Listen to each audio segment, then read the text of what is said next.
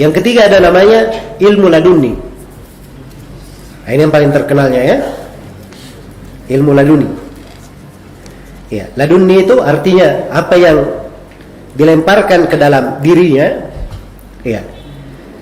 Apa yang dilemparkan di dalam dirinya dari ilmu, dia tidak perlu berdalil dengan ayat atau dengan hujjah apapun. Kebenaran tiba-tiba ada pada apa? Ada dirinya. Ini mereka sebut sebagai ilham. Iya. Tapi orang sufi ini menyebutnya sebagai apa? Sebagai wahyu. Ya, karena itu salah seorang tokoh mereka, Abu Yazid Al-Bistami, dia pernah berkata, "Akhadtum ilmakum mayyitan am mayyit." Adapun kalian ini mengambil ilmu kalian dari orang yang meninggal, mengambilnya dari orang yang meninggal. Ya, maksudnya kita yang kalau belajar ya, kita ambil dari guru. Gurunya dari mana? Dari gurunya. Gurunya sudah meninggal. Gurunya dari mana lagi? Dari gurunya. Gurunya juga sudah meninggal. Nah, ini orang awam yang belajar. Kalau mereka bagaimana? Kata Abu Yazid, "Wa akhadna ilmana 'anil hayyil ladzi la yamut." Adapun kami mengambil ilmu kami dari yang maha hidup tidak pernah mati, yaitu dari Allah langsung diambil. Ya. Langsung mengambil dari mana? Dari Allah. Ini ilmu laduni namanya. Iya. Yaqulu amsaluna, katanya orang-orang yang semisal kami itu berkata, "Haddatsani qalbi an rabbi." Orang-orang yang semisal kami, kalau itu menyampaikan ilmu, dia bilang apa? Hatiku menceritakan kepadaku. Hatiku dari Rabb-nya langsung. Nah ini. Masya Allah, sanadnya langsung. Ya, adapun kalian berkata apa? Menceritakan kepadaku si fulan. Kalau ditanya mana si fulan ini? Si fulan sudah meninggal. Nah itu kalian katanya. Kalau saya enggak. Kami, hatiku dari mana? Dari Rabbku. Iya. Nah, ini ilmu laduni namanya di sisi mereka. Baik, kita akan terangkan ya tentang hal ini. Iya. Nanti akan datang saya kasih pengantar khusus di pembahasan ini. Memahami kebatilan tasawuf dari sisi-sisi ini. Cuman di sini kita kenal dulu bagaimana metode mereka di dalam talaki. Yang keempat, dari metode mereka talaki, kadang mereka mengambil langsung katanya dari Rasulullah sallallahu alaihi wasallam, langsung.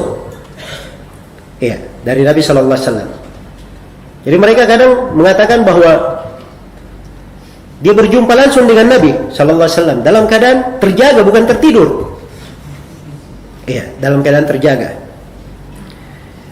Nah, dan ini mereka bahasakan sebagai manhaj, metode mereka dalam talaki yang paling kuatnya. Metode talaki yang paling apa? Paling kuat. Iya. Sampai Al-Ghazali menyebutkan, wa min awwalit tariqati tabtadi al-mukasyafat wal musyahadat. Awal tarikat itu dengan mulai mukasyafat dan musyahadat. Itu pakai al-kasyf tadi. Hatta innahum fi yaqadatihim yushahiduna al-malaika wa arwah al-anbiya. Sampai mereka di hidupnya dalam keadaan terjaga, mereka melihat para malaikat dan ruh-ruh para nabi. Wa yasma'una aswatan, mereka dengar suara-suara. Wa yaktabisuna minhum fawaid, dan mengambil faedah-faedah. Iya. Ini hukum globalnya. Kalau kita masuk di dalam tarekat-tarekat itu, kita baca buku-bukunya, itu ada. Seperti di tarekat Tijaniyah. Ya. Itu kalau mereka bikin acara itu Nabi hadir katanya. Ya. Syekh tarekatnya melihat. Subhanallah. Sampai Syekh Muhammad Taqiyuddin Al-Filali, dia yakini itu. Ya. Ketika dikatakan kepadanya, dikasih hujjah, ada orang yang menasihatinya, mendebat, karena datang dia kepada seorang alim yang dikatakan di luar tarekatnya, mendebatnya. Ya. Waktu itu dikasih hujjah sederhana. Ketika Nabi sallallahu alaihi wasallam meninggal, iya. Kan ada perselisihan di kalangan sahabat. Ya. Dalam beberapa hal. Maka dikasih hujjah, andai kata memang Nabi itu sering hadir, harusnya Nabi hidup lagi dan hadir di situ supaya para sahabat tidak berselisih. Iya. Waktu itu di hal yang pertama bisa dijawab sama Taqiyuddin Al-Hilali. Dia jawab. Itu jawabannya begini. Orang awam itu nggak bisa hadir. Tapi Nabi itu datang kepada kalangan khusus. Nah, ini bahasa mereka. Datang kepada apa? Kalangan khusus. Ya, maka dibantah lagi oleh orang tersebut. Baik, bagaimana dengan kejadian-kejadian lain? Ya, disebutkan berbagai kejadian. Ya, sama ketika terjadi kejadian antara Muawiyah dan Ali bin Abi Thalib. Kenapa Nabi tidak datang mendamaikan? Ini lebih penting daripada dia hadir di tarekat kalian. Kejadian ini lebih penting. Ya, daripada Nabi itu melewati lautan, daratan untuk sampai ke Maroko di sana untuk menghadiri acara tarekat kalian. Ya, maka akhirnya dia terdiam dengan hal tersebut, dengan banyaknya hujah. Ya. Jadi maksudnya di sini mereka itu kadang mengaku bahwa mereka ketemu langsung dengan siapa? Rasulullah sallallahu alaihi wasallam. Ya, karena itu di acara-acara yang mereka bikin, itu mereka menganggap pada maulid yang misalnya mereka buat, itu Nabi hadir di tengah mereka. Nabi hadir di tengah mereka. Baik. Kemudian di antara sumber talaki mereka, dan ini yang kelima, itu kembali kepada ucapan dan perbuatan masyayikh mereka, syekh-syekh dan siapa yang disebut sebagai kutub-kutub mereka. Ya. Ini ada orang-orang sufi itu, banyak dari hujah-hujah mereka itu diambil dari syekhnya. Siapa yang merupakan syekh tarekat mereka atau yang dikatakan sebagai kutub, sebagai badan, ya, dan seterusnya dari istilah-istilah mereka. Maka mereka berhujjah dengan hal tersebut. Kalau disampaikan dalil dari Al-Quran dan Sunnah, ya kadang tidak dia pandang. Dia melihat kepada ucapan apa? Ucapan syekhnya. Ya, dia melihat kepada ucapan syekhnya. Nah, dan di sini kadang subhanallah jatuh sebagian manusia dalam kesesatan. Ya, Allah membuat mereka semakin jatuh dalam kesesatan. Itu istidraj namanya. Dijadikan pada orang ini sebagian kejadian, disangkanya benar jalannya, membuat pengikutnya apa? Pengikutnya tertipu. Iya. Membuat pengikutnya tertipu. Maka ini sumber talaki mereka. Dari sumber talaki mereka. Dan ini yang menyebabkan keluar dari jalur. Menyebabkannya keluar dari jalur. Dan ini semuanya dari usul batilah.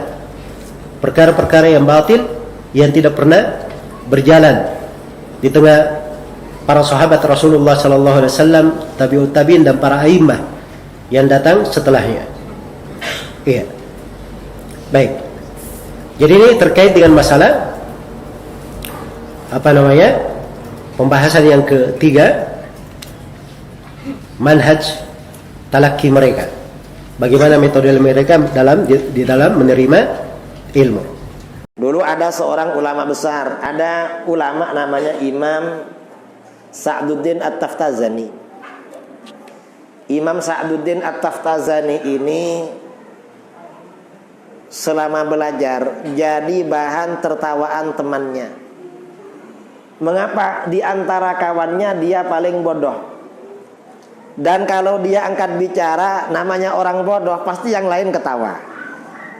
Orang bodoh itu kan pasti omongannya lucu.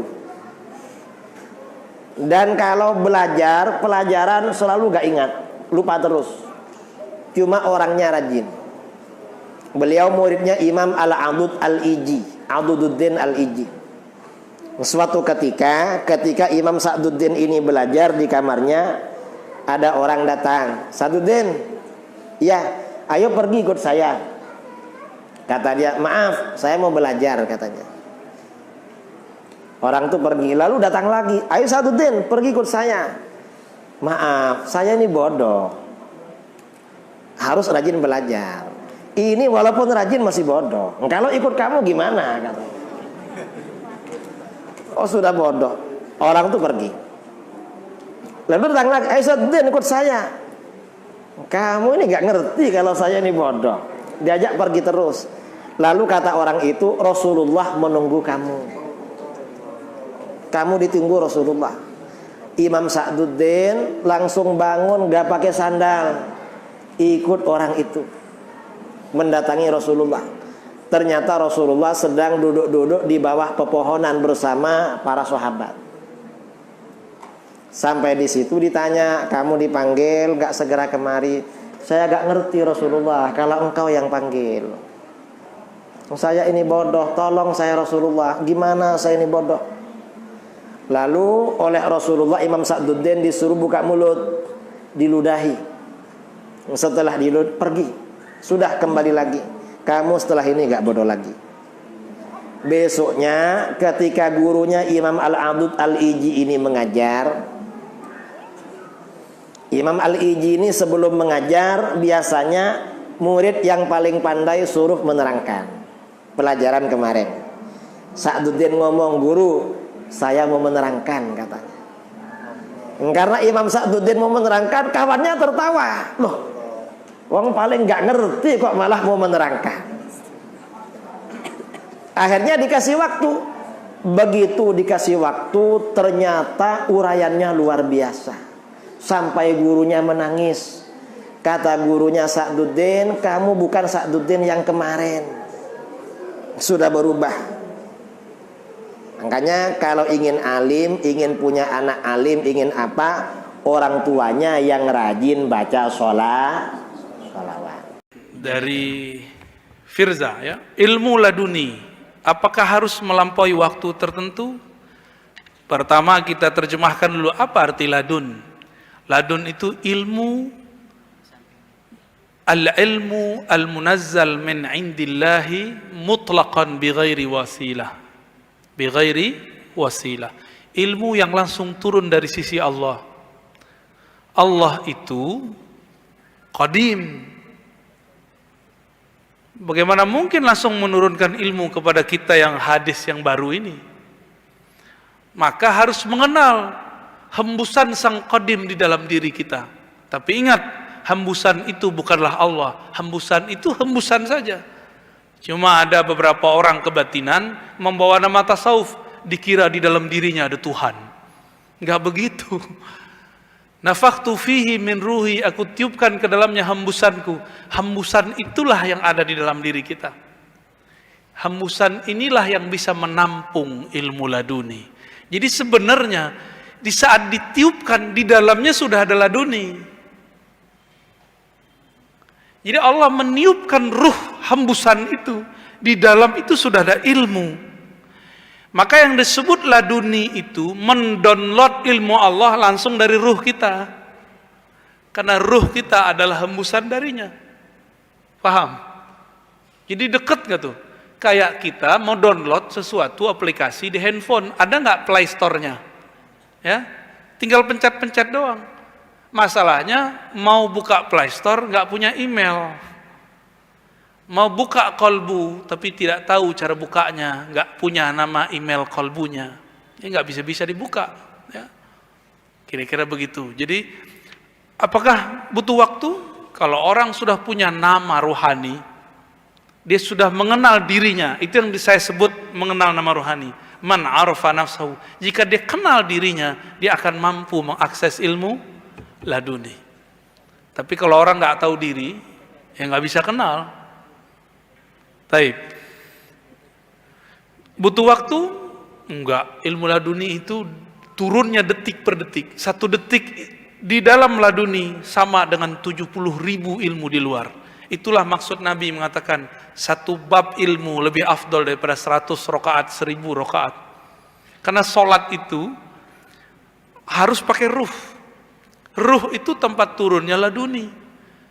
Maka orang yang nggak ngerti, kita lagi kajian subuh, masuk syuruk, dia sholat 2 rakaat, padahal kita masih kajian. Dia lupa, ngaji ini lebih afdol dari sholat 2 rakaat. 1 bab ngaji lebih afdol dari 1000 rakaat. Cuma karena beramal pakai nafsu, nyalahin ustadz. Ustadz nih, udah syuruk masih ceramah aja. Emang ada kewajiban sholat syuruk? Emang ada kewajiban, keharusan kalau syuruk ceramah berhenti? Kan nggak ada. Nabi aja sholat syuruk jarang kok. Ya. Kita aja yang nafsu dapat pahala. Ya.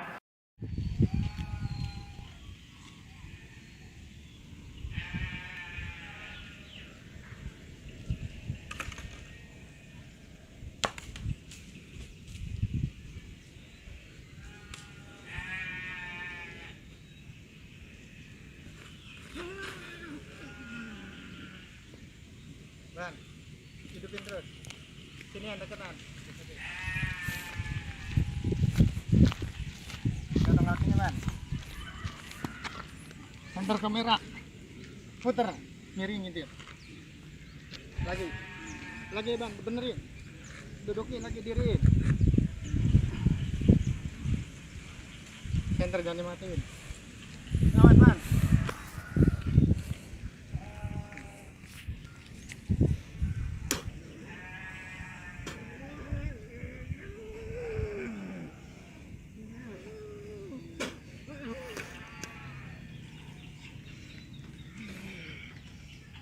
Bismillahirrahmanirrahim. Sudah.